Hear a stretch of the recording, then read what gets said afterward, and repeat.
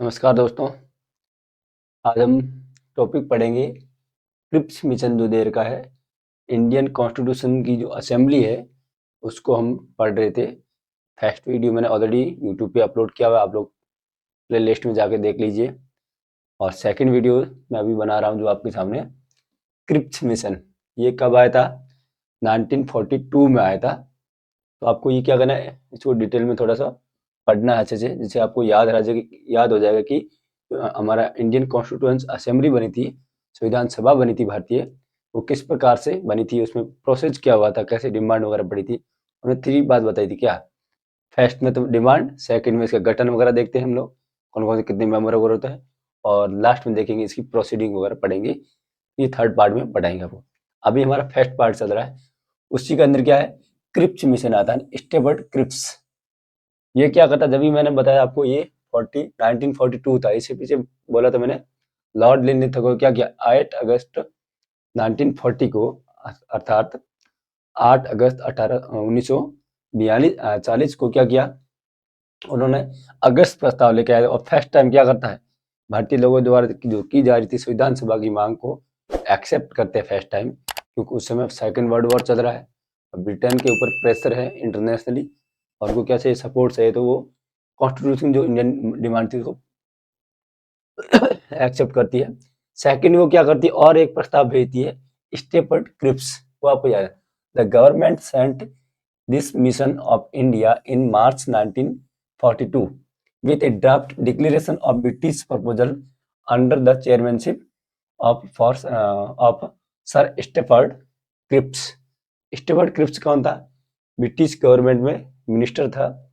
उसकी अध्यक्षता में क्या करते हैं, मार्च 1942 में एक प्रपोजल भेजा जाता है कि इंडियन लोगों के सामने रखा जाता है, विशेषकर कांग्रेस पार्टी और मुस्लिम लीग पार्टी के सामने, कि हम लोग आपको ये प्रपोजल लेके आए, और उसकी मेन मेन बातें कौन सी वो हम इसमें बता रहे हैं। मेन प्रपोजल में क्या, मुख्य प्रस्ताव क्या था इसका,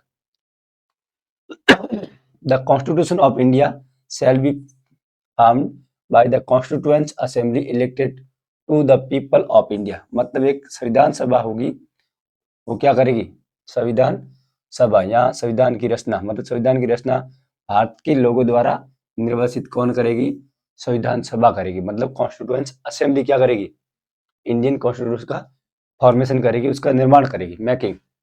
ये किसने बोला, क्रिप्स मिशन का फर्स्ट ये क्या है, प्रपोजल है। सेकंड में क्या बोला, the constituents would given India dominion state and equal participation in the British national total. मतलब क्या होगा, ये जो देर का किसका, सेकंड में उन्होंने बोला कि भारत को संविधान को क्या बनाना, भारत को डोमिनियन परिस्थिति बनाना, मतलब डोमिनियन स्टेट। डोमिनियन स्टेट का मतलब क्या होता है पता आपको, ये वर्ड है कौन सा, डोमिनियन। इसका मतलब होता है किसी भी एक अदर कंट्री हमारे ऊपर क्या करी, बाहर से रूल कर रही है, और ये हमारा क्या है, इंडिया है, भारत। और ये कौन, ब्रिटिश। और ये बाहर से आते हैं, हमारे ऊपर रूल करते हैं। तो इंडिया का इंटरनल पार्ट है, वो हम लोग खुद क्या कर रहे हैं, सॉल्व कर रहे हैं, खुद डिस्कशन कर रहे हैं। लेकिन बाहर से एटलीस्ट किसका प्रेशर रहता है, रूल्स रेगुलेशन किसका रहता है, ब्रिटेन का रहता है। बट अंदर का जो नियम है, होम रूल, जो हमारा खुद का रूल है, वो हम अंदर अंदर चला रहे हैं। तो हमारा बात क्या है, सॉवरेंटी नहीं है, केवल हमें क्या करना है, इंटरनली गवर्नमेंट चलाना। जैसे हमारा महाराष्ट्र स्टेट क्या हो जाएगा, या हमारा राजस्थान स्टेट, या हमारा जो यूपी का स्टेट है, बिहार स्टेट है, कर्नाटक स्टेट है, ये सब क्या है, गवर्नमेंट ऑफ इंडिया के अंडर ही काम करते हैं। तो उसी के प्रकार क्या, अब उनके पास कुछ सॉवरेंटी नहीं है, लेकिन ये तो हमने क्या, एक कॉन्स्टिट्यूशन में उनको सब कुछ लिखा हुआ है, सब्जेक्ट को डिवाइड किया हुआ है, इसलिए दोनों के बीच में ज्यादा क्लैश देखने को नहीं मिलता है। तो यहाँ पर क्या हो जाएगा, अंदर ही पार्ट तो कौन, इंडियन लोग चलाएंगे, और बाहर से जो सॉवरेंटी है या संप्रभुता है, अंतिम शक्ति या पावर किसके पास में है, ब्रिटिश लोगों के पास में, या ब्रिटिश पार्लियामेंट के पास में। तो ऐसे रूल को, सिस्टम को क्या बोलते हैं, डोमिनियन स्टेटस बोला जाता है। क्या बोला जाता है बच्चों, डोमिनियन स्टेटस। आपको याद रखना, क्यों, क्योंकि इनके ऊपर क्या रहता है, किसी अदर कंट्री का रूल रहता है, और उसके अंदर वाले पार्ट को कुछ हम कंडीशन दे देते हैं। तो ऐसे वाले रूल को या शासन को क्या बोलते हैं, डोमिनियन स्टेटस बोला जाता है। और क्या बोला, कि ब्रिटिश का जो राष्ट्रकुल है या कॉमनवेल्थ है उसमें भी हम लोग क्या करेंगे, पार्टिसिपेट कर सकते हैं बराबर। कौन बोल रहा है, ये क्रिप्स मिशन, ये स्टेफर्ड क्रिप्स का क्या है, पिक्चर है। फिर क्या बोला थर्ड में, a federation consisting of all the provisions and previously princely state will be formed, but सभी प्रांतों और देशी रियासतों क्या मिलकर एक क्या बनेगा, यूनियन बनेगा या संघ बनेगा। ये कौन बात कर रहा है, ये बात कर रहा है यूनियन नहीं, इसका नाम दिया इंग्लिश में फेडरेशन, याद रखना। इंग्लिश में फेडरेशन, हिंदी में क्या, संघ। ये किसने बोला, स्टेवर्ट क्रिप्स ने बोला 1942 की एक प्रस्ताव लेकर आया था उसमें। किंतु कोई प्रांत देशी रियासत जो संविधान को स्वीकार करने के लिए तैयार नहीं हो, मतलब क्या बोल रहा है, कोई भी जो देशी रियासत है, उस समय इंडिया में लगभग कितनी 565 प्लस क्या थी हमारे पास, देशी रियासत थी। उनका खुद का अपना क्या था, शासन था, रूल था, रेगुलेशन था, वहाँ का राजा होता था मैन उनका, तो वहाँ कोई डेमोक्रेसी नहीं थी। तो देशी रियासतें जो संविधान को स्वीकार करने के लिए तैयार नहीं है, वो रेडी नहीं है, तो उनको उन्होंने क्या बोला, अपनी संवैधानिक स्थिति बनाए रखने के लिए क्या है, वो फ्री है। ये प्रपोजल हमें खराब लगा, किसका, स्टुअर्ट क्रिप्स। वो क्या बोल रहा है कि उनको मन मर्जी कुछ भी कर सकते, तो तब तो क्या होगा, हमारे भारत को एक होने में क्या लगेगा, बहुत टाइम लगेगा, बन ही नहीं पाएगा। हमारे पास कितनी है, 565 क्या है, रियासतें हैं, और ये स्वतंत्र होगी, और इस प्रकार सम्मिलित न होने वाले प्रांतों से ब्रिटिश सरकार प्रत्यक्ष संवैधानिक व्यवस्था कर सकेगी। मतलब ये भारत के संविधान में सम्मिलित नहीं होगी, तो ब्रिटेन की गवर्नमेंट क्या करेगी, उनके लिए अलग से कॉन्स्टिट्यूशनल प्रोवाइड कराएगी, अलग से एक सिस्टम बना के देगी उनको। इसका मतलब क्या हो गया, हम लोगों को डिवाइड किया जा रहा है, कौन, जो ये लोग है स्टेवर्ट क्रिप्स। तो ये जो लाइन है ये हमारे लिए क्या है, अच्छी नहीं लगी इंडियन लोगों के लिए, और उन्होंने इसके आधार पर क्रिप्स मिशन को रिजेक्ट करना स्टार्ट कर दिया कि हम आपकी बातों को नहीं मानेंगे। क्यों, आपने ये एक प्रपोजल दिया, ये हमारे लिए एक्सेप्टेबल नहीं है, स्वीकार्य नहीं है, इसको हम लोग नहीं मानेंगे। कौन बोल रहा है, इंडियन लोग, कांग्रेस पार्टी, मुस्लिम लीग पार्टी और बहुत सारी अदर जो पार्टीज वगैरह थी उसमें। ये आ जाओ, अब यहाँ क्या दिया हुआ है, political parties did not accept this proposal. क्यों पार्टी ने एक्सेप्ट नहीं किया, क्योंकि एक तो फॉर नंबर जो प्रपोजल दे रखा है वो किसकी बात कर रहा है, वो बोल रहा है कि जो हमारे इंडियन कॉन्स्टिट्यूशन को नहीं मानेगा वो मनमर्जी कर सकता है, उसके लिए हम अलग संविधान बनाएंगे। तो हमारे लिए जम्मू कश्मीर अभी एक प्रॉब्लम थी, उनका एक खुद का कॉन्स्टिट्यूशन था, वो भी हम लोग 70 या 75 ईयर्स के बाद में धीरे धीरे सॉल्व करने की कोशिश कर रहे हैं। तब ऐसे कंडीशन बनते थे, हम लोग ऐसे संविधान को क्या मतलब, हमें जगह जगह आपस में लड़ाई झगड़ा होता है। ये ब्रिटिशर्स के मन में क्या थी, कुटिलता थी हम लोगों को झगड़ा करवाने की। तो मुस्लिम लीग ने दो शर्तें रखी। अब इस प्रकार क्या है, मुस्लिम लीग ने दो कंडीशन रख दी। इस मुस्लिम लीग ने क्या रखा, स्टेवर्ट क्रिप्स जो लेकर आया था मिशन, उसके सामने रख दी। फर्स्ट क्या रखी, there should be communal partition of India, establishment of an independent Muslim state consisting of some provisions which would be called Pakistan। अब उन्होंने किसकी डिमांड कर दी कि भारत का सांप्रदायिक क्या होना चाहिए, विभाजन।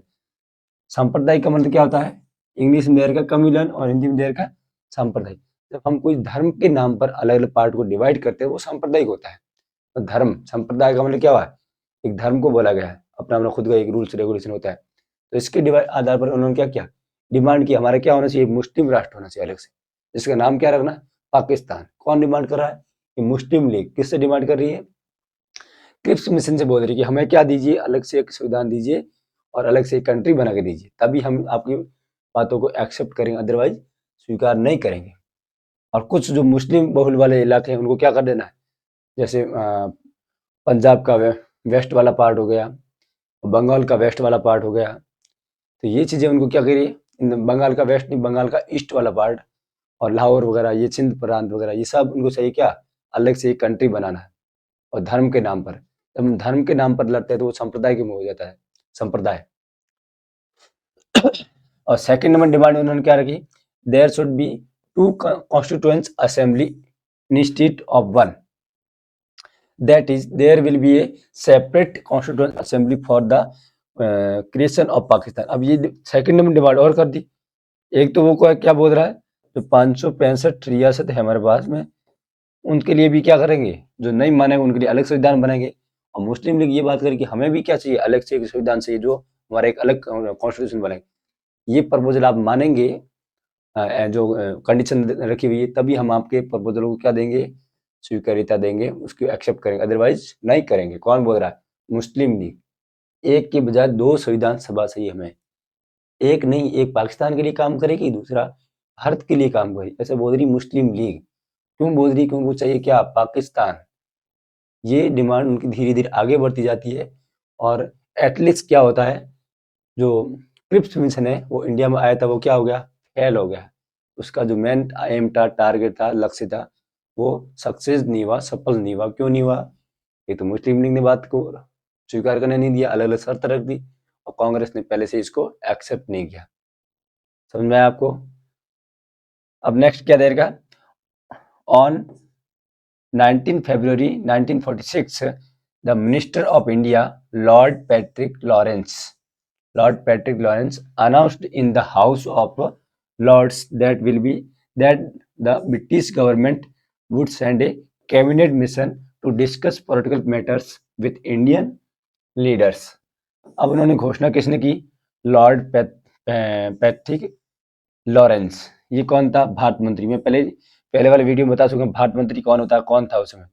इसको भारत सचिव भी बोला जाता है और इंडियन सेक्रेटरी भी बोला जाता है। ये कब आया था? ये पोस्ट आई थी 1858 में। क्यों? 1857 की क्रांति के बाद में, जब उन्होंने क्या किया, ब्रिटिश रूल अपने हाथ में ले लिया, क्राउन के पास में चला गया ब्रिटिश पावर, इंडियन पावर किसके पास चली गई? क्राउन के पास में चली थी, और एक नई पोस्ट क्रिएट की जिसका नाम रखा था भारत सचिव रखा था। तो उसमें 46 में कौन था? Lord Patrick Lawrence. और वो हाउस ऑफ लॉर्ड में क्या करता है? घोषणा करता है। हाउस ऑफ लॉर्ड क्या है? ये वहाँ की जो पार्लियामेंट है उसका एक पार्ट है। जैसे इंडिया में क्या है? राज्यसभा।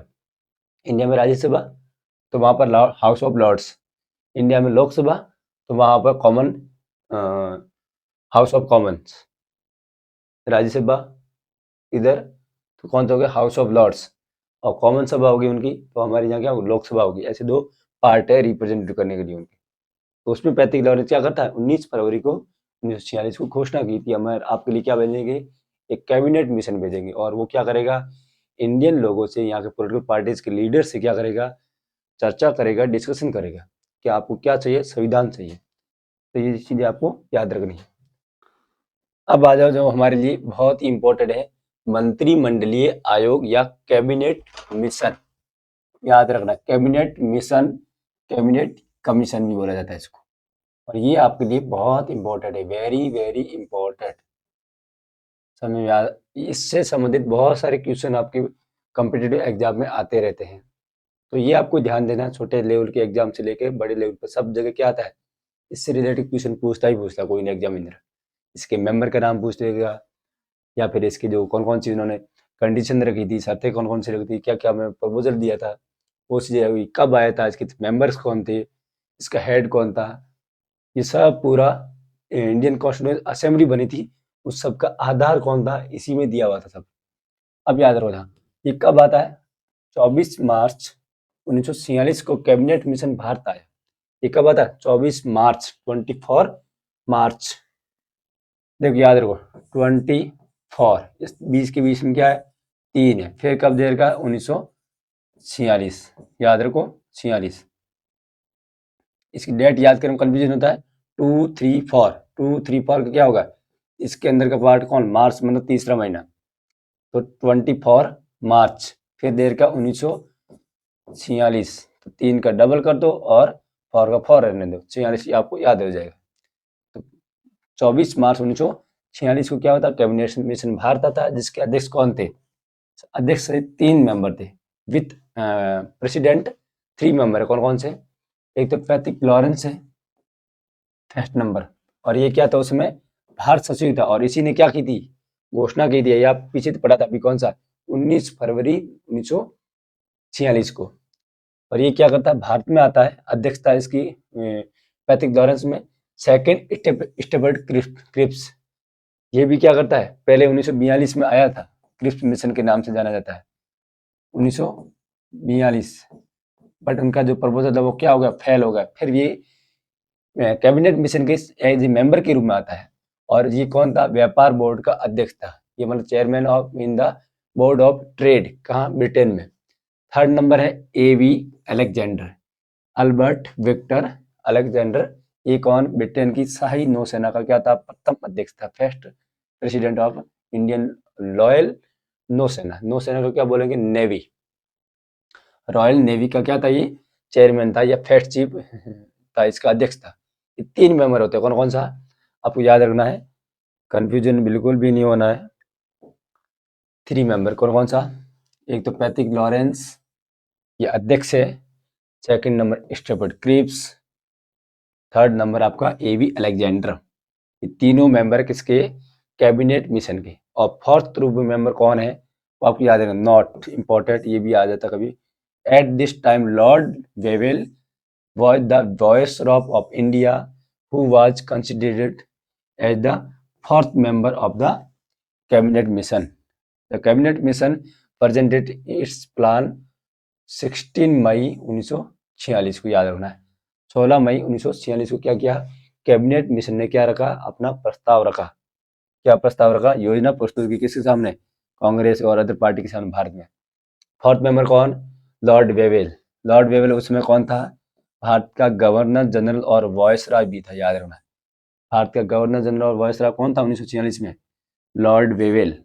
लॉर्ड वेवेल याद रखना है। वायसराय WV याद रखो, वॉइस वी वेवेल, वी याद रखना है, वॉवेल या वायसराय ऐसे। और इसने प्रस्तुत कब किया? 16 मई 1946 को। 16 मई को क्या किया? अपना एक प्रस्ताव रखा किसके सामने? ब्रिटिश इंडियन लोगों के सामने रखा था। उसमें क्या क्या प्रपोजल होने वाला है, पिटारा भी खुलने वाला है, और कौन क्या क्या उसके सामने प्रपोजल रखा वो हम लोगों को पता लगेगा।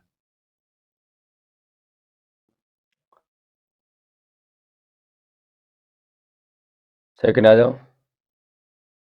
सेकंड में क्या देगा? अब इसमें फर्स्ट प्रपोजल क्या दिया? ये प्रपोजल स्टार्ट हो गया। प्रपोजल में क्या क्या दे रखा है? प्रपोजल में क्या बोला?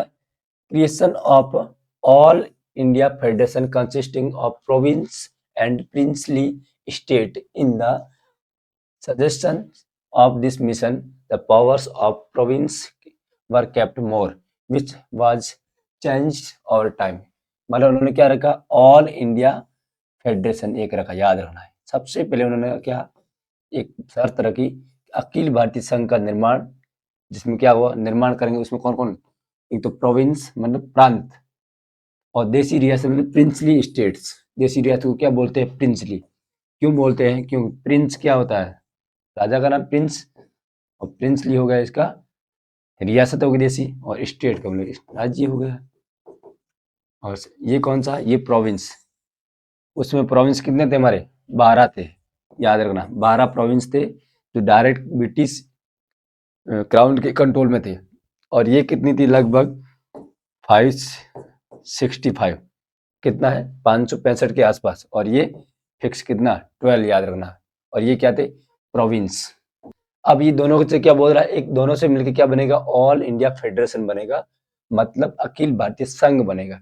या यूनियन नहीं आएगा, यूनियन गलत है यहाँ पर, ये नहीं है, याद रखना। क्या फेडरेशन की डिमांड करता है, और कालांतर में ये परिवर्तित किया जाएगा, और इसको क्या दी जाएगी? पावर्स दी जाएगी, शक्तियां दी जाएगी। कौन बोल रहा है? कैबिनेट मिशन बोल रहा है।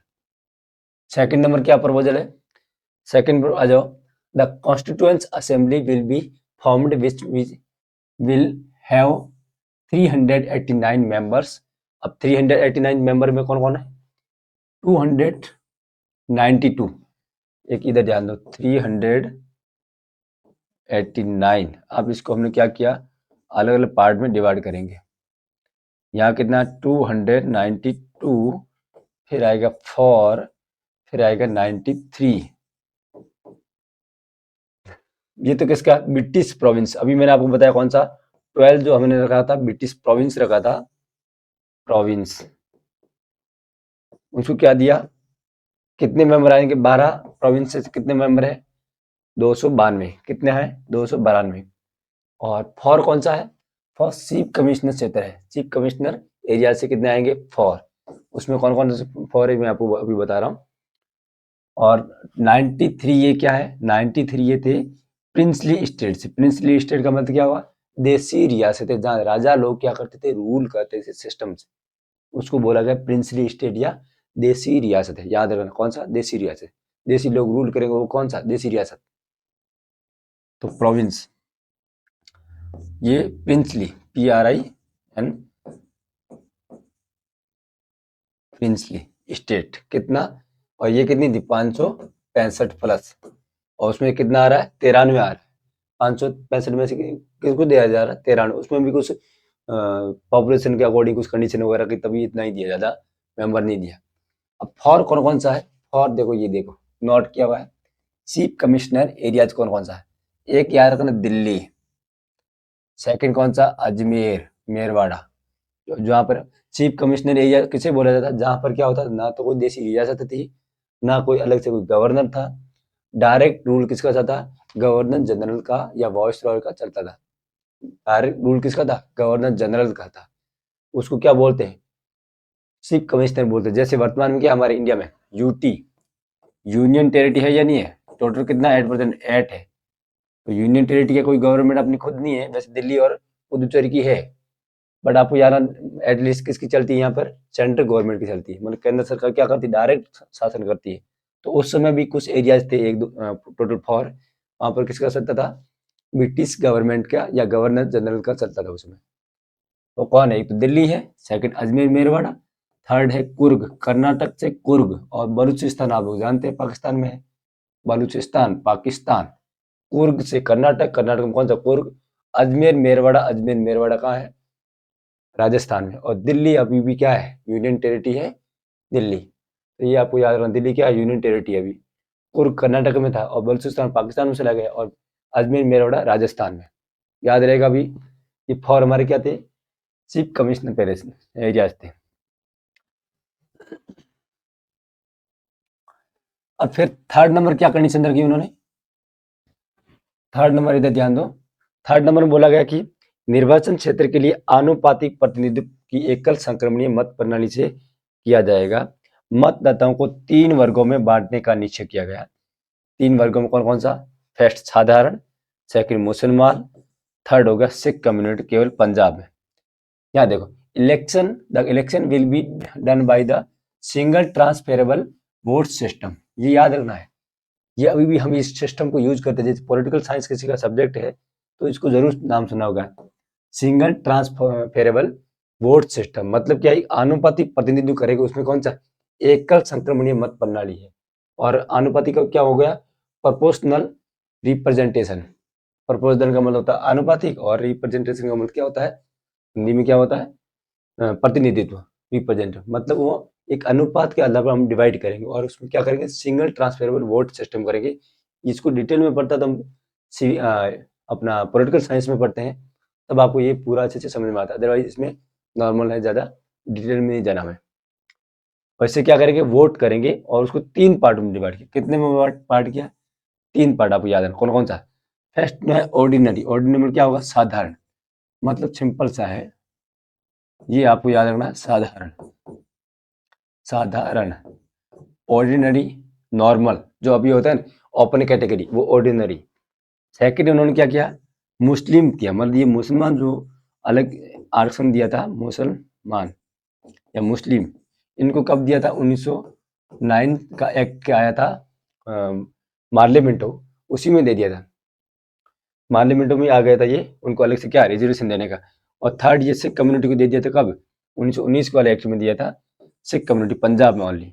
ऐसे उन्होंने क्या किया, भारत का जो निर्वाचन क्षेत्र है, जो लोग वहां से इलेक्टेड होने, निर्वाचित होकर आना है किसमें, विधानसभा में, उनको 3 पार्ट में डिवाइड किया, याद रखना कौन सा, 3, साधारण, मुस्लिम और सिख कम्युनिटी।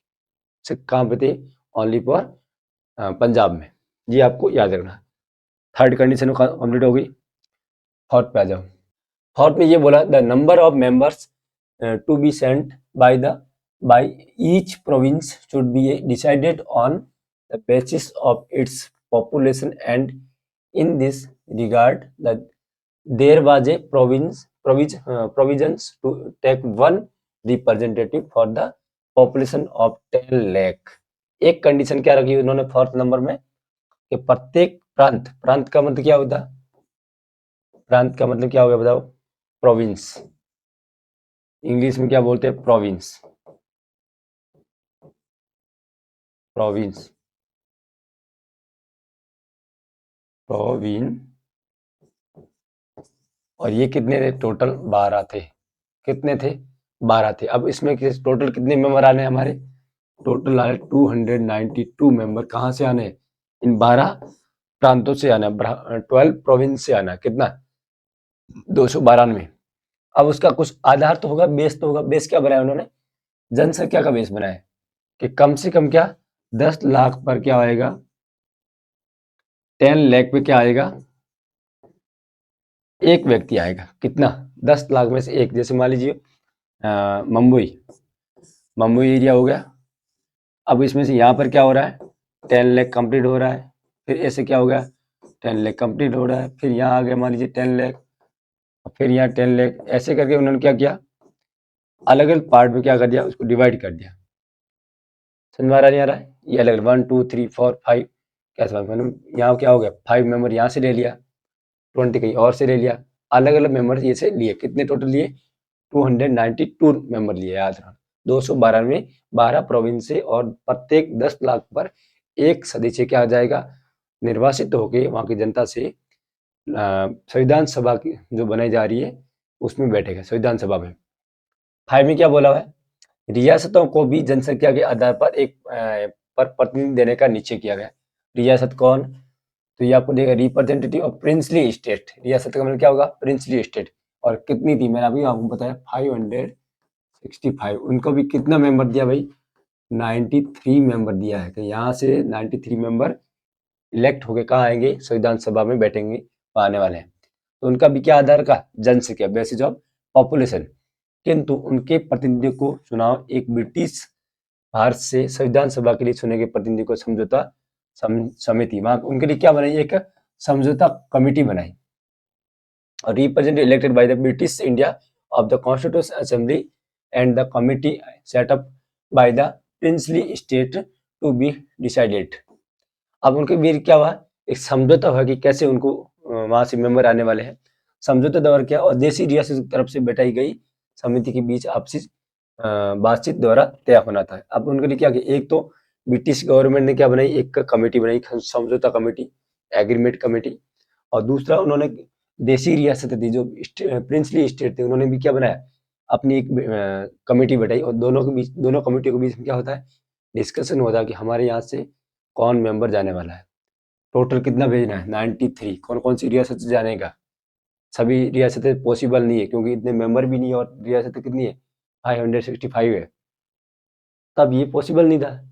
तो उनमें से कमेटी बैठा के 10 में से 5 में से 2 से अलग अलग क्या लिया? मेंबर लिया। तो ये आपको जाना है। और 6 नंबर क्या है?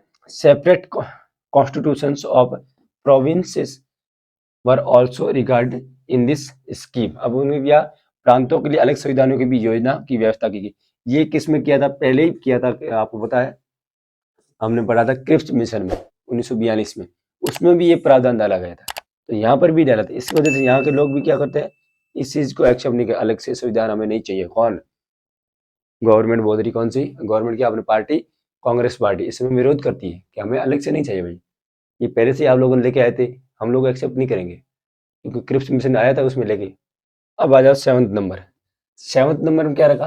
The provinces will be divided into 3 classes. जो प्रोविंस कितने थे हमारे? टोटल थे 12।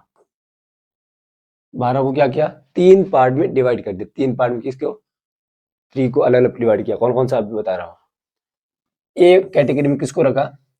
मद्रास, मुंबई, बिहार, ओडिशा, मध्य प्रांत और संयुक्त प्रांत। ये कैसे प्रांत थे? हिंदू बहुल वाले, मतलब हिंदू मेजोरिटी वाले लोग थे यहाँ, ऐसे ये प्रोविंस थे। आपको ऐसे याद रखना है। तो इसके याद करने के लिए हम क्या करते हैं? कुछ नॉर्मल ट्रिक यूज करते हैं। एम स्क्वायर बी यू और फिर एमपी और यूपी। तो मद्रास, मुंबई, बिहार, ओडिशा। मम्मू बी उड़िया।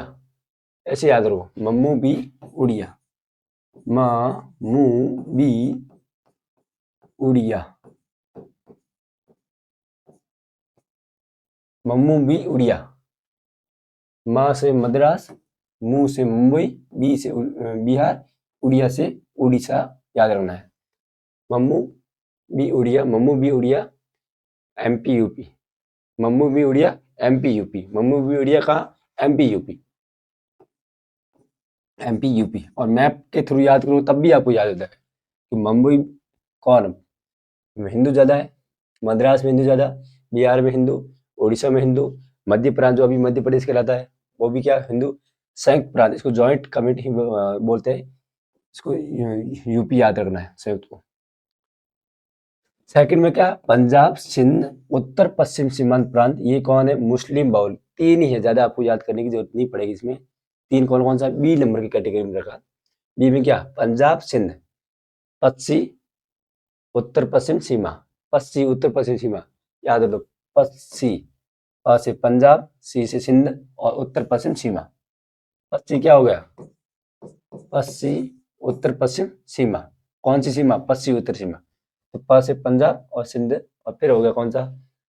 फिर हो गया उत्तर पश्चिम सीमांत प्रांत। इसको खैबर पख्तूनख्वा भी बोला जाता है।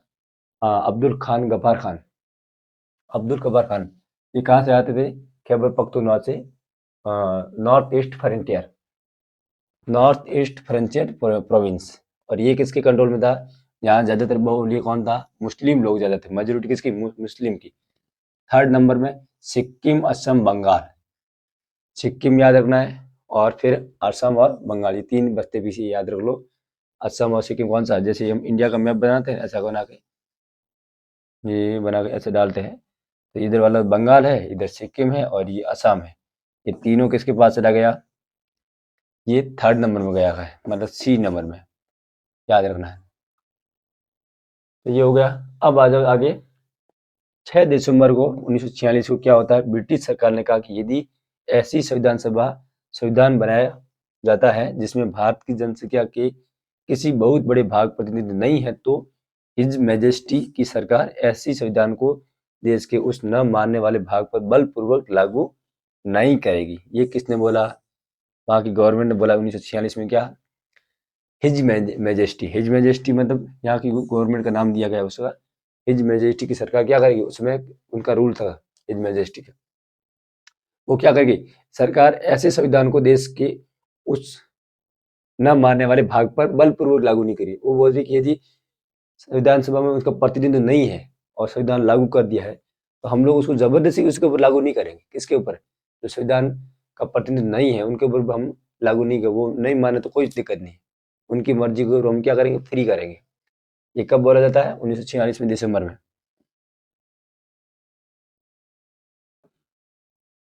अब आ जाओ संविधान सभा का गठन। अब सेकंड पॉइंट कौन सा है? संविधान सभा का गठन।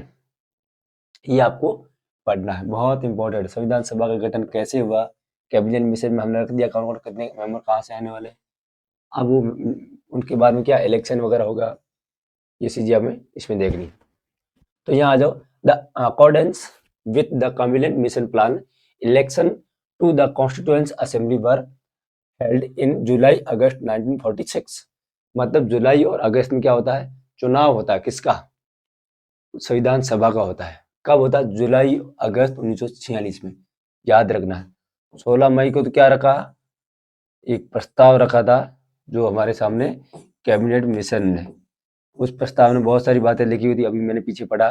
जिसको नहीं समझ में आया तो दोबारा वीडियो पॉज करके या बैक लेके क्या करना, देख लेना है। तो ये रखा था उन्होंने। फिर उन्होंने क्या बोला? अब यहाँ इलेक्शन होगा, बहुत सारी कंडीशन रख दी, और सभी मेंबर का क्या होना है? इलेक्शन होना है। कितने टोटल? 92 प्लस 4, इन सब का क्या होगा? इलेक्शन होगा। और 93 क्या है? वो देशी रियासतों के ऊपर दे रखा, वो अलग मैटर है। और इनका इलेक्शन होगा। और out of total member 389 member, this election by held on, कितना टोटल? ये आ गया देखो 296। 296 कैसे होगा? ये आप जोड़ेंगे तो कितना हो जाएगा? 96 हो जाएगा। 4 प्लस हो गया, और 292 members fixed for the province. जो प्रांत थे उसके लिए क्या कर दिए? 292 तो डायरेक्ट प्रांत के और 4 थे चीफ कमिश्नर प्रदेश। कौन कौन सा? दिल्ली, अजमेर, मेरवाड़ा, कुर्ग और बलूचिस्तान। ये 4 आपको अभी मैंने बताया, ठीक है। ये हमारे हो गए। अब इसमें इलेक्शन होने के बाद उसका रिजल्ट आता है। तो party position in the constituent assembly में, मतलब पार्टी पोजीशन इट मीन्स दलीय स्थिति क्या थी, कौन कौन सी पार्टी कितने मेंबर जीत के आते हैं, कितने 294 96 में से 296 मतलब क्या होगा 296 में कितने मेंबर आएंगे, वो अभी ध्यान देना इधर। ये हमारे उस समय की पार्टीज की सिस्टम है, देर का है। अब कौन कौन आते हैं? कांग्रेस सबसे ज्यादा आता है, फर्स्ट नंबर कांग्रेस की पोजीशन रहती है 208। आपको याद रखना 208 मेंबर कहां से आते हैं? कांग्रेस से खास, उसके लिए कितने मेंबर आए? 208। ऐसे जोड़ो। कांग्रेस क्या है? उस समय खास मेंबर था ना भाई, कांग्रेस खास पार्टी थी, उसके लिए कितने मेंबर आए? 208। कांग्रेस खास मेंबर आए 208, कांग्रेस खास मेंबर आए कितने? 208। फिर आ गया सेकंड, कौन सा? सेकंड में आता है मुस्लिम लीग। मुस्लिम के लिए कितना आता है? 73। 73 किसके मेंबर है? मुस्लिम लीग के है। 208 तो कितने हो गए? कांग्रेस थी, कांग्रेस खास इसलिए 208 है। और मुस्लिम लीग कितना है? 93, 73, 73। 73 किसका? मुस्लिम का। फिर बचता कौन? एक एक मेंबर ऐसे आता, ज्यादा नहीं आता। यूनियनिस्ट पार्टी के लिए कितना? एक मेंबर। यूनियनिस्ट मुस्लिम पार्टी एक मेंबर। यूनियन शेड्यूल कास्ट, ये बाबा साहब भीमराव अम्बेडकर, ये भी कितना? एक। कृषक प्रजा पार्टी एक मेंबर। अनुसूचित जाति संघ एक। सिख कम्युनिटी एक। साम्यवादी एक। तो कितना? 1 2 3 4 5 6 7। तो 7 तो यहाँ हो गया, 93 ये हो गया, 73 तो ये हो गया 80 प्लस कितना हो रहा है? 208 तो ये हो गया 288। तभी भी हमारे पास 8 मेंबर और है। और 8 मेंबर कौन थे? जो किसी भी पार्टी का सदस्य नहीं थे। आपको याद रखना है 8 मेंबर हमारे विदाउट पार्टी, कोई पार्टी में निर्दलीय गुण है। कितना? 213, 8 13 ने कितना हो गया? फिर यहाँ 1 2 3 4 5 6 7, तो ये 7 हो गया। तो 7 कितना हो गया? ये 80 हो गया, 80 और ये कितना हो गया? 88 और 288। अब कितना चाहिए हमें?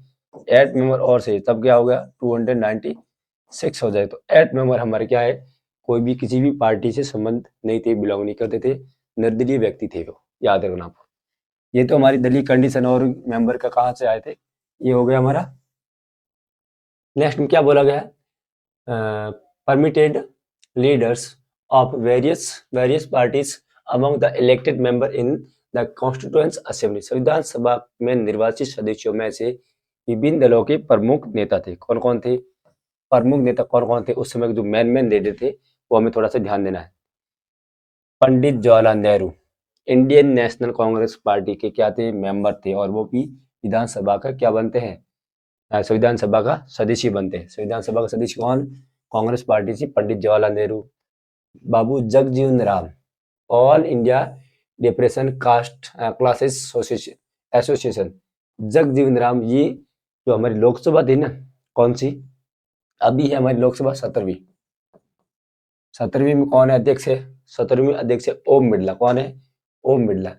16 वाली में कौन था? 16 में थे सुमित्रा महाजन थी 16 वाले में। और उससे पहले थी 2014 से पहले वाली जो कांग्रेस पर आपने 15 नंबर की, इसमें कांग्रेस मनमोहन सिंह क्या थे? प्राइम मिनिस्टर थे। तो उस समय हमारे लोकसभा के अध्यक्ष कौन थे? स्पीकर कौन थे? मीरा कुमार थे। कौन थी? मीरा कुमार। तो मीरा कुमार के फादर का नाम क्या था? जगजीवन राम बाबू, बाबू जगजीवन राम, आपको याद रखना है। और ये भी क्या आए थे? अखिल भारतीय दलित वर्ग के संघ के क्या है? मेंबर आए थे, याद रखना आपको, जगजीवन राम। थर्ड नंबर महाराजा दरभंगा। महाराजा दरभंगा कहाँ से आता है? All India land holder association, मतलब ऑल इंडिया जो जमींदार लोग होते थे उनका भी क्या थी? पार्टी थी। उसमें से एक व्यक्ति आता है Maharaja Darbhanga. Bhimrao Ambedkar, all India scheduled caste association, पीछे आया था all India scheduled caste. Scheduled caste वाला दिया था, ये कांग्रेस पार्टी के अगेंस्ट में थी। कौन? डॉक्टर भीमराव अम्बेडकर की पार्टी, वहां से मेंबर कौन आता है? भीमराव अम्बेडकर संविधान सभा के क्या बनते हैं? सदस्य बनते हैं। और 5 नंबर हंसा मेहता, ये महिलाओं की तरफ से all India women's conference. Hansa Mehta क्या होती है? इस सम्मेलन से एक पार्टी से आती है, पार्टी नहीं है, एक सम्मेलन है, वहां से बिलोंग करता है, उनसे एक मेंबर बन के आती है, वो नई दिल्ली की तरह होती है उनका। और 6 नंबर श्यामा प्रसाद मुखर्जी। श्यामा प्रसाद मुखर्जी क्या थे? अखिल भारतीय हिंदू महासभा, यहाँ से एक मेंबर आ जाते हैं, अखिल भारतीय हिंदू महासभा। अखिल भारतीय हिंदू महासभा से ये बिलोंग करते थे, और ये किसके बनते हैं? मेंबर बनते हैं संविधान सभा के। फिर आता है फ्रैंक एंटोनी, एंग्लो इंडियन था, याद रखना, ये कभी बार किसी पूछता है संविधान सभा का एंग्लो इंडियन मेंबर कौन था, तो आपको याद रखना बहुत इंपॉर्टेंट है। कौन सा है? Frank Anthony. ठीक है, फ्रैंक एंथोनी ये क्या था? आंग्ल भारतीय था। आंग्ल भारतीय का मतलब क्या होता है? आंग्ल का मतलब हो गया एक महिला भारतीय हो सकती है, और पुरुष इंग्लैंड का किसी अदर कंट्री का हो सकता है, तो उसको एंग्लो इंडियन बोला जाता है। या पुरुष या इंडिया का और महिला की और की, तो एंग्लो इंडियन बन जाता है। उनसे पैदा होने वाली संतान क्या कहलाती है? एंग्लो इंडियन कहलाती थी। तो ये 7 अलग अलग जो मेंबर दे रखे हैं, वो अलग अलग पार्टी से क्या करते थे? बिलोंग करते। कभी बार ऐसा क्वेश्चन पूछता है हल्का सा, लेकिन इतना डिटेल में आपको जाने की जरूरत नहीं है, मेरे पास ये मैटर था तो मैंने आपको दिखा दिया। यहाँ आ गया आप नेक्स्ट पॉइंट पे। अब यहाँ क्या दे रखा? Note, Muslim League observe direct action day कब करती है वो? 16 August 1946, in which fires communal roots to place in Noakhali. Noakhali का है? नोआखरी है आपके कलकत्ता में, याद रखना है। तो मुस्लिम लीग ने क्या किया? उनके ज्यादा मेंबर आए नहीं, उनकी ज्यादा चलने वाली नहीं थी, उसने डिमांड की थी क्या? हमें अलग से एक संविधान सभा चाहिए। वो भी कैबिनेट मिशन ने, क्रिप्स मिशन ने, किसी ने भी की, उनकी बातों को एक्सेप्ट नहीं किया। तो उनके लिए क्या बचा? अभी उन्होंने एक डायरेक्ट एक्शन डे बनाना स्टार्ट किया, मतलब सीधी कार्रवाई। अब लोग आर पार की लड़ाई लड़ेंगे। कौन बोल रहा? मुस्लिम लीग और मोहम्मद अली जिन्ना। और ये कब उन्होंने बोला? ये बोला 16 अगस्त 1946। याद रखना है आपको, ऐसे तो याद नहीं रहेगा, कंफ्यूजन होता है कब कौन सी डेट को। 15 अगस्त 1900, 15 अगस्त 1900 क्या हुआ? 1947 को क्या हुआ? भारत आजाद हो गया। अब इसके जस्ट 1 ईयर पीछे जाना है आपको। क्या करना? 1 ईयर पीछे जाओ। 16 अगस्त 1946 को ये डायरेक्ट एक्शन डे मनाती है। कौन? मुस्लिम लीग। एक साल पहले जस्ट 16 अगस्त 1946, और ये 15 अगस्त 1947 को भारत आजाद होता है। ये आपको ध्यान देना है। फिर आ जाओ इधर लास्ट में। According to the plan of June 3, 1946, after the partition, number of members of the Indian Constituent Assembly remained 329 and 24. 324, in which 335 seats were for the province and 89 the native states या provincially state से रह गए थे। मतलब क्या? 3 जून को कौन सी योजना आती है भाई? 3 जून को आती है, या जून प्लान भी बोला जाता है इसको। क्या बोलते हैं इसको? जून प्लान भी बोलते हैं, या इसको माउंट बेटन योजना भी बोला जाता है। क्या बोला जाता है? माउंट बेटन योजना भी बोलते हैं। क्यों माउंट बेटन योजना क्यों बोलते हैं? क्योंकि लॉर्ड माउंट बेटन यहाँ उस समय क्या था? भारत का गवर्नर जनरल एंड वायसराय था। उसने प्लान लेके आया कब? 3 जून को। कब लेके आया? 3 जून को। आप रखा 3 जून 1947। 2 जून को क्या हुआ? 2 जून मतलब रोटी खाना पीना। तो 3 जून को वो क्या लेके आता है? प्लान लेके आता है। इसके बाद में भारत को क्या हो गया? विभाजन तय हो गया कि हम लोग भारत का क्या करेंगे? 2 पार्ट करेंगे, एक पाकिस्तान, एक भारत, हिंदुस्तान। अब पाकिस्तान बन गया, प्रस्ताव को स्वीकार कर लिया। अब उसके बाद हमारे मेंबर क्या हो जाएंगे? कम हो जाएंगे। क्यों कम हो जाएंगे? क्योंकि कुछ मेंबर पाकिस्तान की असेंबली में जाने वाले हैं, संविधान सभा की। तो यहाँ पर कम हो गई, तो लास्ट में कितना मेंबर रहता है हमारे पास? 324। ऐसे आपको याद नहीं रहे तो 2, 3, 4, इस 2 को क्या करो? इन 3 के बीच में लेके जाओ, 234 और 224, 324 मेंबर क्या रहते हैं? लास्ट में रहते हैं। और उसमें से प्रोविंस कितना है? पहले कितना था? +4। कहाँ से? इस एरिया से। अब कितना रह जाएगा, अब रहेगा 235 रहेगा, कम हो गया ना भाई। वहां कितना था, वहां पहले था 93 था, अब क्या हो जाएगा, 4 मेंबर और कम हो जाएगा, कितना रहेगा भाई 89। ऐसे कुल मिला के कितना हो गया 324 सदस्य हमारे संविधान सभा, भारतीय संविधान सभा में लास्ट में बचे थे। कब, जब ये पार्ट अलग हो गया, पाकिस्तान का अलग एक्सेप्ट कर दिया और संविधान सभा उनकी बनाई जाती है, तो मेंबर कम हो जाते हैं। अब यहाँ आ जाओ कौन कौन से प्रोविंस थे और कहाँ से कितने मेंबर आए थे। ये क्या दे रखा आपका, ये क्या दे रखा आपके प्रोविंस, प्रांत का मतलब क्या हो गया, हिंदी में प्रांत, इंग्लिश में प्रोविंस, प्रोविंस। यहाँ से कितना है, पहले तो सबसे पहले संयुक्त प्रांत, कितने प्रांत बताए थे मैंने आपको, 12 बोला था, कितना 12, उसमें संयुक्त प्रांत सबसे ज्यादा कितना 55, बराबर 5 5 संयुक्त प्रांत, प्रांत प्रांत प्रांत कितना 55, सबसे ज्यादा किसका, संयुक्त प्रांत का। प्रोविंस याद रखना है अपने जॉइंट या United province, province United province में हो गया 55 सबसे ज्यादा। सेकंड नंबर कौन, मद्रास, सेकंड नंबर कौन है मद्रास, तो यूपी को 55 दिया, मद्रास को 49 दिया 49, अब बिहार को कितना दिया 36, बिहार, तो बिहार में कितने वर्ड है, 3 है, 3 को डबल कर दो तो कितना हो जाएगा 36, बिहार, बिहार में 3 वर्ड, 3 से क्या हो जाएगा, 3 को करो डबल तो 6 हो जाएगा 36। मुंबई, मुंबई में कितना है 21, मुंबई में कितना 21, याद रखो कुछ कुछ चीजें आपको ऐसे डिटेल में आता नहीं है। पश्चिम बंगाल, पश्चिम बंगाल में भी क्या है 21, मुंबई और पश्चिम बंगाल दोनों को क्या 21 है। मध्य प्रांत और बरार से 17, मध्य प्रांत और बरार को था खतरा तो मेंबर मिले 17, तो आपको याद रखना है। पूर्वी पंजाब से बोला जाए, पूर्वी पंजाब क्योंकि भारत का पार्ट था और पश्चिमी पंजाब चला गया था पाकिस्तान में, तो यहाँ थे 16 पूर्वी पंजाब, और उड़ीसा को कितना 9, उड़ीसा में कितना वर्ड है 3, 3 का करो 3 गुना कितना हो गया 9, और असम का 8, आसाम बिल्कुल 8 है लास्ट में, तो कितने हो गए टोटल 9 हो गए।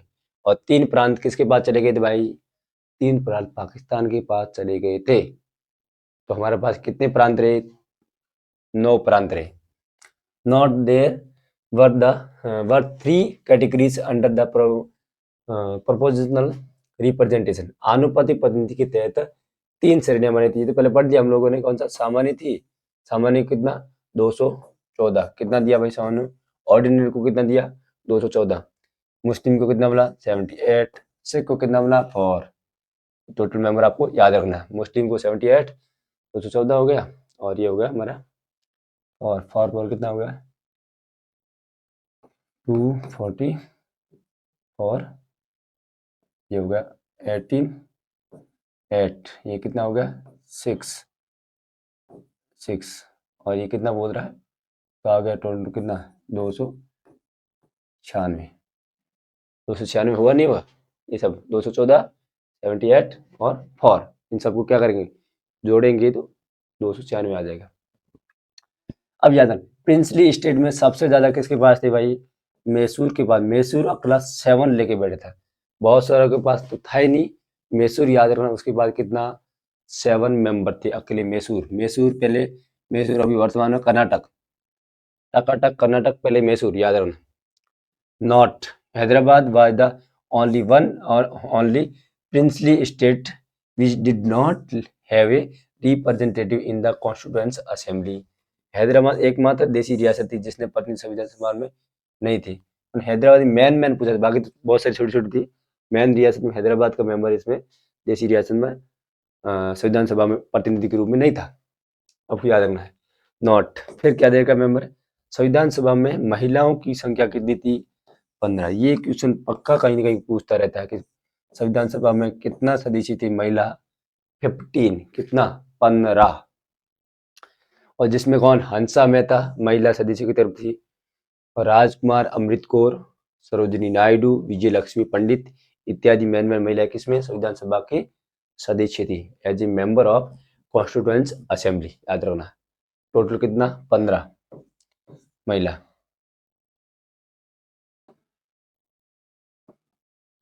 आगे चलो, आगे आ जाता है आपका, थोड़ा सा और देर का है।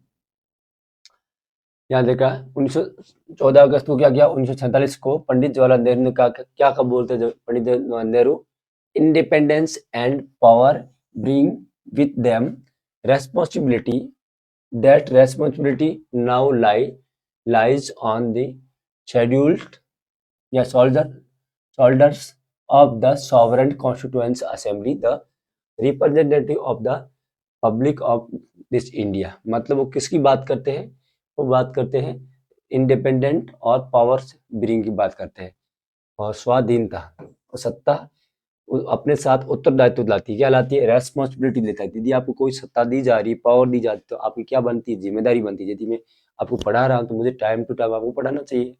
दिस इज माई रेस्पॉन्सिबिलिटी, ये मेरा क्या है, उत्तरदायित्व, जिम्मेदारी है। दिस इज माई ड्यूटीज, ये मेरा ड्यूटीज है। तो आपकी क्या ड्यूटी बनती है भाई, आपको जब टाइम मिलता है अच्छे से तो वीडियोज को अच्छे से देखो, उसको रिवाइज करो, और उससे संबंधित जो नोट्स है वो भी नोट करो, या बुक्स में जो दिया उसको अच्छे से पढ़ो, तभी आपका क्या होगा, रिजल्ट बेस्ट आएगा, अदरवाइज नहीं आएगा। तो ये गांधी जी बात, नेहरू जी बात करते हैं। वह उत्तरदायित्व अब इस बात के लिए लोगों को प्रतिनिधि और प्रभु सत्ता संपन्न संविधान सभा के कंधों पर है। वो किसके ऊपर है, तो ये जो संविधान सभा बनी उसी के कंधों पर, शोल्डर्स पर है, शोल्डर पर। कौन बोझ है, पंडित जवाहरलाल नेहरू। यदि हम लोग ऐसा कॉन्स्टिट्यूशन बना के देंगे जो फ्यूचर में क्या हो, लोगों को बेनिफिट दे, उनके एक फ्यूचर डिसाइड करे हमारे भारत का, तभी संभव है। जब हम इसको क्या करते हैं, भारत को अच्छे से ढोएंगे, नभाएंगे, और एक अच्छा संविधान बना के भारतीय लोगों को दिया जाएगा। तो ऐसी बात कौन कर रहा है, पंडित जवाहरलाल नेहरू बात कर रहे हैं। चलो आगे आ जाओ। राम मनोहर लोहिया, अशोक मेहता, अच्युत राव पटवर्धन और पीडी टंडन, पीडी टंडन का मतलब क्या, पुरुषोत्तम दास टंडन, और कमला देवी संविधान सभा की सदस्य नहीं थे। ऐसे कुछ व्यक्ति थे उसमें, थोड़े इंपॉर्टेंट मेंबर थे, वो संविधान सभा के सदस्य नहीं थे। राम मनोहर लोहिया नाम खूब सुना है, समाजवादी क्रांति वगैरह उसमें हेल्प रहता है। अशोक मेहता, बाद में अशोक मेहता क्या आती है, अपने पंचायती राज सिस्टम में अशोक मेहता समिति भी आती है, तो वो भी मेंबर थे। और अच्युत राव पटवर्धन भी नहीं थे, और पीडी टंडन भी नहीं थे, और कमला देवी भी संविधान सभा के सदस्य नहीं थी। नॉन कांग्रेस मेंबर, गैर कांग्रेसी सदस्य कौन कौन से थे, ये आपको याद रखना है। एक के अय्यर, अलादी कृष्णा स्वामी अय्यर कांग्रेस पार्टी का मेंबर नहीं। हृदयनाथ कुंजरू, एच.एन. कुंजरू भी क्या था, संविधान सभा का मेंबर नहीं। आगे इन सब लोगों का कहीं न कहीं नाम आएगा, आपको याद रखना। के संतानम, के संतानम मतलब क्या, कस्तूरी रंगा संतानम, ये भी किसका, संविधान सभा में कांग्रेस का सदस्य नहीं थे, किसी और पार्टी का था या निर्दलीय था। और सच्चिदानंद सिन्हा, ये भी कांग्रेस पार्टी का नहीं था, लेकिन ये क्या करता, संविधान सभा का सबसे पहले अध्यक्ष कौन बनता है, डॉक्टर सच्चिदानंद सिन्हा बनते हैं। के एम मुंशी, ये भी क्या थे, संविधान सभा के मेंबर थे, लेकिन कांग्रेस पार्टी के मेंबर नहीं थे। के एम मुंशी का फुल फॉर्म क्या है, कन्हैयालाल माणिक्यलाल मुंशी। और जॉन मथई, यही क्या करते हैं, फर्स्ट टाइम आजाद भारत का बजट पारित करते हैं, जॉन मथई। और एम आर जयकर और मुकुंद रामराव जयकर, ये भी संविधान सभा के सदस्य थे, बट कांग्रेस का नहीं थे, नॉन कांग्रेस मेंबर थे। लास्ट में सबसे बड़ा नाम किसका, डॉक्टर भीमराव अंबेडकर, ये कांग्रेस पार्टी के मेंबर नहीं थे, नॉन कांग्रेसी थे। ये संविधान सभा के मेन एक टीम के रूप में काम करते, ड्राफ्टिंग कमेटी के मेंबर भी थे और अध्यक्ष भी थे ये, और उन्होंने कॉन्स्टिट्यूशन बनाया था, इसलिए उसको बोला जाता है the father of Indian constitution, doctor Baba Saheb, याद रखना है। Jayaprakash Narayan and Tej Bahadur Sapru resigned from the membership of the constituent assembly. ये दो मेंबर ऐसे हैं, उन्होंने क्या किया, एक तो तेज बहादुर सप्रू है और जयप्रकाश नारायण, इन दोनों ने क्या कर दिया, रिजाइन कर दिया। रिजाइन का मतलब क्या होगा, त्याग पत्र दे दिया कि हम संविधान सभा का मेंबर नहीं रहेंगे, आज से हम त्याग पत्र देते हैं। ये कौन बोल रहा है, जयप्रकाश नारायण, जिसको जेपी नारायण भी बोला जाता है। उन्होंने समग्र क्रांति भी दी थी, कब, 1974 में, 1974 में। और तेज बहादुर सप्रू भी उसमें मेंबर थे, बाद में रिजाइन देते हैं। फिर देर का note, after partition new election were held in the provinces of West Bengal and East Punjab. West Bengal में और ईस्ट पंजाब में क्या होता है, दोबारा इलेक्शन होता है। क्यों होता है, वेस्ट बंगाल इंडिया में रह जाता है और ईस्ट बंगाल पाकिस्तान में चला जाता है। इधर वेस्ट पंजाब पाकिस्तान में और ईस्ट पंजाब इंडिया में रहता है। तो as a result when the constituent assembly assemble on October 31, 1947, याद रखो, 31 अक्टूबर 1947 को क्या किया, इनका रीअसेंबल होता है और the membership of the house reduce 299, बाद में क्या हो गया 299 मेंबर हो गए। 299 कब, पहले थे 200 324, बाद में फिर रिले इलेक्शन होता है तो और मेंबर कम हो जाते हैं इनके इलेक्शन के बाद में। और उससे पहले कितना था 389। ये तो मुस्लिम लीग अलग मान ली 3 जून के बाद ये खत्म होगा, ये आंकड़ा आ गया। अब और इलेक्शन दोबारा होता तो वापस ये इलेक्शन होगा, ये खत्म होगा, ये फाइनल ये रह जाता है। आपको याद रखना है कब 1947 में पुनः क्या होता है, सम्मिलित होते हुए संविधान सभा की सदस्यों की मेंबर संख्या कितनी हो गई 299। आपको याद रखना है, तो ये आपको ध्यान देना है, ठीक है। तो अच्छे से इसको पढ़ा है और आगे आपको कंटिन्यू और वीडियो आएगा इससे रिलेटेड, मैं कंटिन्यू धीरे धीरे प्रोसेस में आऊँगा और ये पूरा जो आपका कॉन्स्टिट्यूशन से संबंधित संविधान से संबंधित वीडियो जो है वो आपको यूट्यूब पर मिलेगा। और दूसरा मेरा एक स्टडी JRD ऐप भी है, उसको भी आप डाउनलोड करके रखिए। कंटिन्यू मैं उसके ऊपर कुछ नोट्स वगैरह डिटेल में बना के फ्री प्रोवाइड करूँगा। कुछ चीज़ें पेड रहेगी लेकिन मिनिमम प्राइस में रहेगी, आपको ज़्यादा कोई दिक्कत नहीं आएगी। तो आप लोग कोशिश करिए कि इसको एक व्यवस्थित रूप से अच्छे से देखिए और चैनल को भी सब्सक्राइब करके रखिए और बेल आइकन दबा के रखिए। पूरा content history, geography, economics, civics जो हमारा NCERT बेस पे है वो 6 to 12th क्लास डिटेल में अच्छे से आपको पढ़ाया जाएगा। इसमें कोई डाउट नहीं है, आपको नो डाउट रहना है। और बार बार क्या करना, कहीं प्रॉब्लम आती है कमेंट में आप क्वेश्चन डाल दीजिए, तो उससे संबंधित मैं कोशिश करूँगा कुछ आपका समाधान कर सकूँ, ठीक है। जब तक हम डिटेल में नहीं पढ़ेंगे तब तक हमें क्या करता है, एक नोट्स टाइम ऊपर ऊपर चला जाता है। तो कोशिश करिए डिटेल में पढ़ो और एजुकेशन पर बहुत ज़्यादा फोकस करो, हमारी बेस है ये। इसके बगैर हम एक अच्छे नागरिक नहीं बन पाएंगे। एजुकेशन अच्छी हो जाएगी तो आप आने वाले समय अपने संतान को भी और अपने देश को भी, अपने समाज को, सबको क्या कर सकते हैं, अच्छे से आप हैंडल कर सकते हैं, ठीक है। तो इतना ही इस वीडियो में, और नेक्स्ट वीडियो का आप वेट करिए। मैं कंटिन्यू आप प्रोसेस में आ गया हूँ और वीडियो डालूंगा, आपका जितना भी सिलेबस है वो कंप्लीट करेंगे। ओके बाय, टेक केयर, जय हिंद।